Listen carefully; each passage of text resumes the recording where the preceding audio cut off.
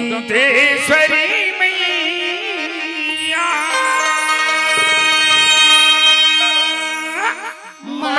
महामाया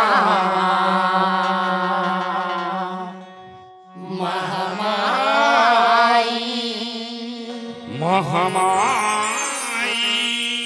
डोंगरी गड़ी माँ बैठे मैया बैठे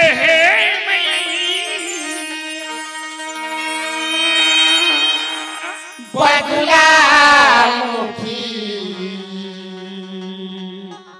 बगलाई बमलाई बगुला मुखी बगलाई बगुला मोती बगुला मुखी बगलाई बगुला मोती बगुला मुखी बगलाई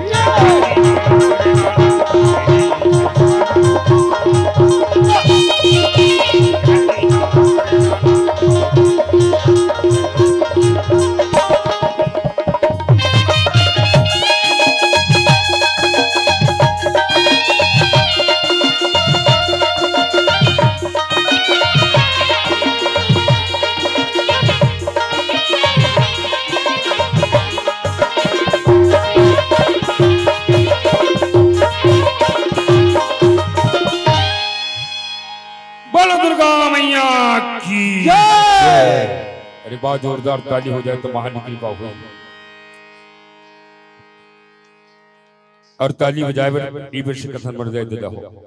आप मन के ताली बजाई माता रानी की जयकारा करें। हम जैसी छोटी सी कलाकारों के लिए आशीर्वाद होते तो आप मन के आशीर्वाद देवर मत भुलाए करो और जोरदार ताली बजा दे करो। और साथ में आदरणीय परमादरणीय माननीय सम्मानीय और जीवनी प्रातः स्मरणीय त्याग और तपस्या के साक्षात मूर्तिका ग्राम निगम के शीतला मैया को सादर प्रणाम। साथ साथ में निकमला देव को हृदय से सादर नमन।